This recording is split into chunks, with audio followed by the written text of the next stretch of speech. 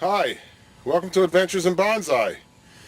Today we're going to transplant two little bonsais that I bought at Lowe's Garden Center. It's similar to Home Depot if you're not familiar with it.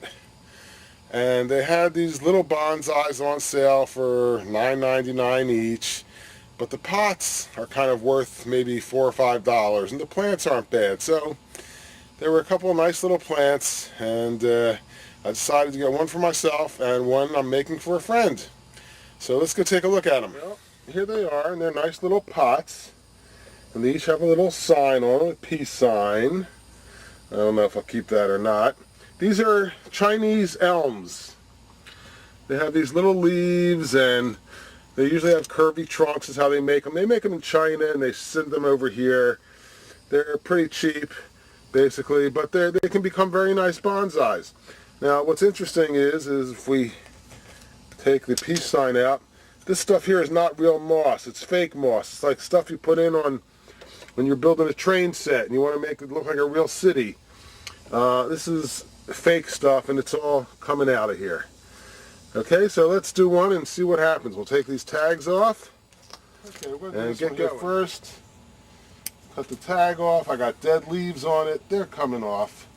You know they're going to come off later, sooner or later, so we may as well take them off now. Now the question is, do I want this one little piece sticking up out of here? No, I don't. This is how I want this tree to look, with the top canopy to it. Okay, let's see what this stuff here is. This is garbage. This is just some fake, I think, fake. Anyway, it doesn't look like it's growing too much. It's in soil. Let's see how hard it is. Oh, not too bad. Not bad at all. Okay, let's wash this one out and see what it comes out. Pretty good. A couple little pieces here I'll pick off. Then we'll start to transplant this into sphagnum moss. Okay, as usual, little pad, sphagnum moss in the bottom. Take the plant, lay the sphagnum moss into the root system, trying not to damage the roots if possible, but don't worry about it if you do. They'll do fine. Now the question is, how high up do I want this plant to sit? And this is a little too low, so I'm going to put a little more sphagnum moss in the base here, so it stands up a little bit higher.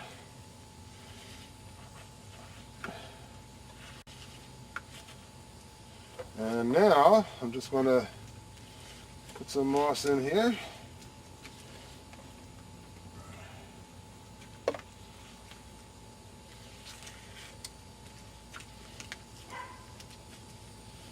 Keep packing it in.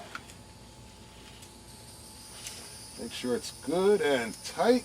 Feel for those hollow spots. If you press down, you'll feel them.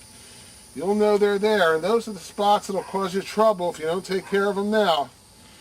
That's where ants will end up making a colony, fungus will grow, all kinds of bad stuff can happen. But it usually doesn't, but it can. So anyway, I'm really packing this in pretty good, and I'm sure it's going to give this plant a really good start. And so far, looking pretty good. I'll be back. Left here, but what I haven't going to use, because this will be the gift bonsai, and I want it to look better.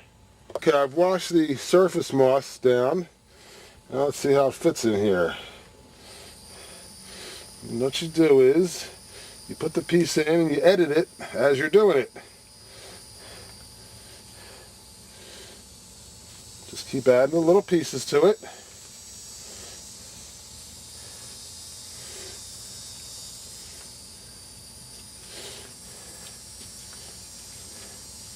Press down good and firm. I don't know if you can see the water shooting up through the sphagnum moss into the surface moss, because that's what you want.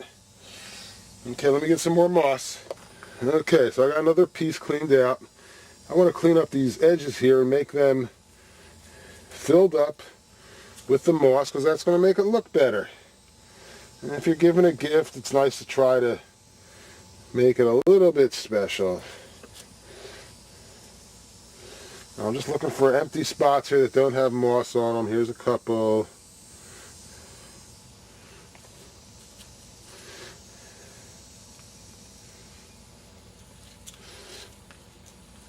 Okay, now I'm just going to go around. I want to place the moss so it's inside the rim of the pot. I've got a little bit of sphagnum moss over here. Pulled that out. Now we'll go and rinse this down.